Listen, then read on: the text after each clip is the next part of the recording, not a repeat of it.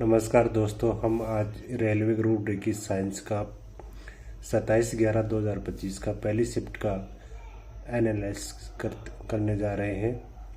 इसमें पहला प्रश्न रहेगा हमारा, एक पिंड को ऊंचाई से गिराया जाता है यदि वह 3 सेकंड तक गिरता है और जी बराबर उसका 10 मीटर पर सेकंड स्क्वायर है तो इसका अंतिम वेग कितना होगा।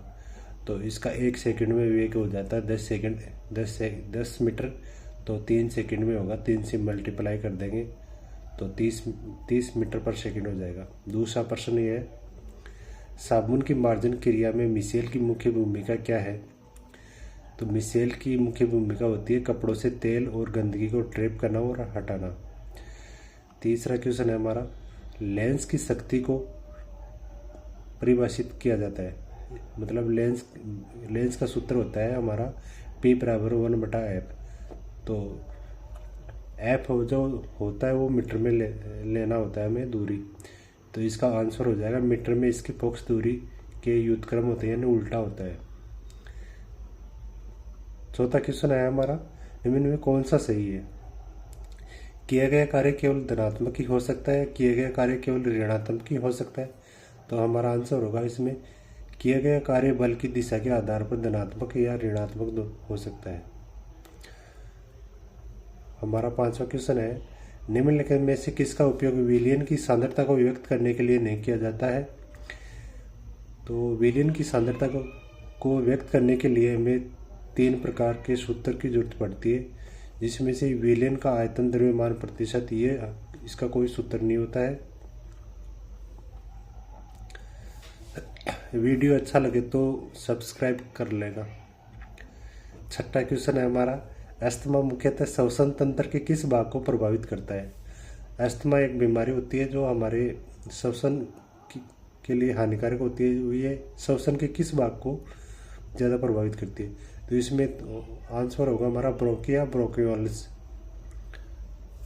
सातवां क्वेश्चन है हमारा, निम्न में कौन सी धातु सक्रियता श्रेणी के मध्य में निष्कर्ष की जाती है। मतलब ये धातुओं की जो श्रेणियाँ होती है ना, उच्च लेवल, मध्य और नीचे तक, तो उसमें ये लोहा धातु है ना, ये मध्यम श्रेणी में आती है। आठवां क्वेश्चन है, जब मुद्रित सामग्री पर एक मोटी कांच की पट्टी रखी जाती है तो अक्सर उभरे हुए दिखाई देते हैं, ऐसा किस कारण होता है। देखो दोस्तों, इसका आंसर होता है जो चीज़ें हमें मुड़ी हुई दिखाई देती हैं, टेढ़ी हुई दिखाई देती है या मोटी दिखाई देती है, तो इसका कारण होता है प्रकाश के अपवर्तन के कारण।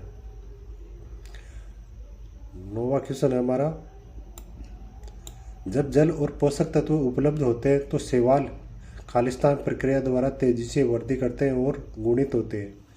शैवाल होता है जो खंडीभवन के अंदर बहु विखंडन के आधार पर ये प्रजनन करता है। इसका आंसर होगा खंडीभवन। 10वां क्वेश्चन हमारा, क्या होता है जब जिंक की छड़ को जलीय कॉपर सल्फेट विलय में रखा जाता है। जब कोई जिंक धातु की छड़ है उसको हमें कॉपर सल्फेट के विलयन में रखे जाने पर क्या होता है, इसका कॉपर सल्फेट विलयन का नीला रंग फीका पड़ जाता है। इसका उत्तर ये होगा। 11वां क्वेश्चन हमारा, कौन सा कथन सही है। विभवांतर को वोल्ट में मापा जाता है, ये बात तो सही है। कथन तो 1 वोल्ट 1 न्यूटन प्रति कूलम के बराबर है, ये गलत है। तो इसका आंसर होगा केवल एक कथन 1 सही है।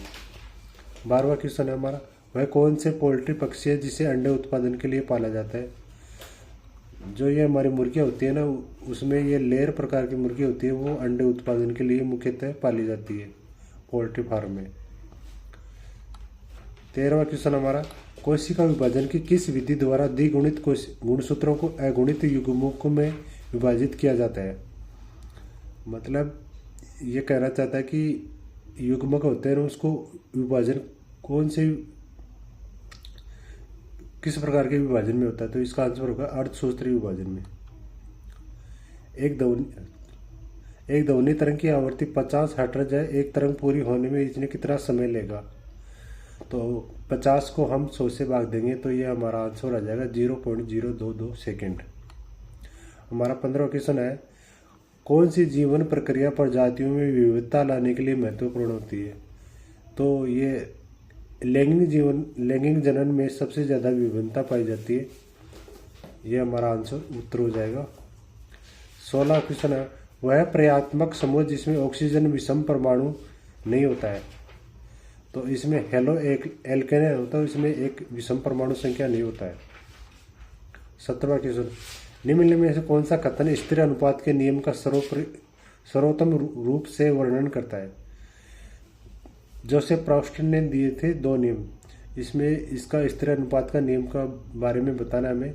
तो इसका आंसर होगा, किसी रासायनिक यौगिक में समान तत्व सदैव द्रव्यमान के समान अनुपात में होते हैं।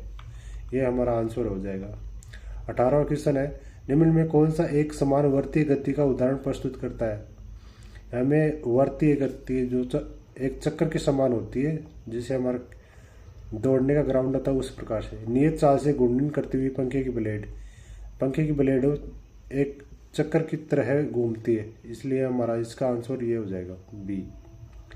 19वां क्वेश्चन, निम्न कौन सा पादप उत्तक प्रकाश संश्लेषण करता है। कौन सा उत्तक बताना है हमें जो प्रकाश संश्लेषण करता है। इसमें क्लोरीन का एमा हो जाएगा, इसको हिंदी में नाम है हरित उत्तक।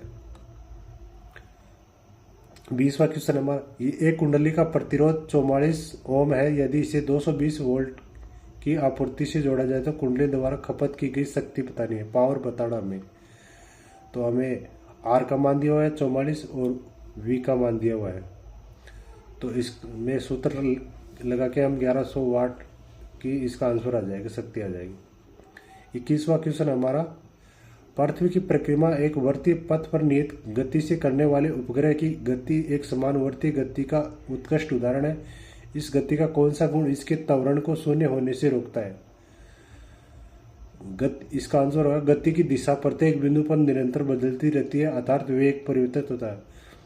वेग कब बदलता है, जब हम गति की दिशा में प्रत्येक बिंदु पर हमारा वेग दिशा बदल जाने पर हमारा वेग भी परिवर्तन बदल जाता है। 22वां, क्या होता है जब एक नेपथलीन बाल को खुली जगह में धातु की प्लेट में जला दिया जाता है। एक नेपथलीन की बॉल होती है, उसको हम खुली जगह में एक धातु की प्लेट में जला दिया जाए तो क्या होता है। तो इसका उत्तर होगा, यह धातु की प्लेट काले कजली निक्षेप के साथ पीली ज्वाला के साथ जलता है।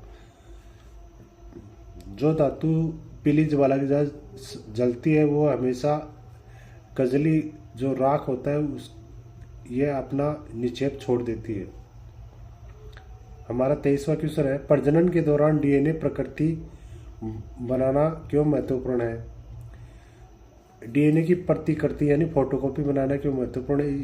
इसलिए महत्वपूर्ण है लक्षणों की वंशावृद्धि के लिए। जो हमारे लक्षण है वो अगले वंश में ट्रांसफर हो जाए, इसलिए इसकी प्रतिकृति बनाना आवश्यक है। सेकंड लास्ट क्वेश्चन है हमारा, निम्न में कौन सा विकल्प मछली संवर्धन शब्द का सर्वोत्तम रूप से वर्णन करता है। तो भाई मछली पालन के लिए मछलियों का पालन हो जाएगा, और तो क्या इसमें।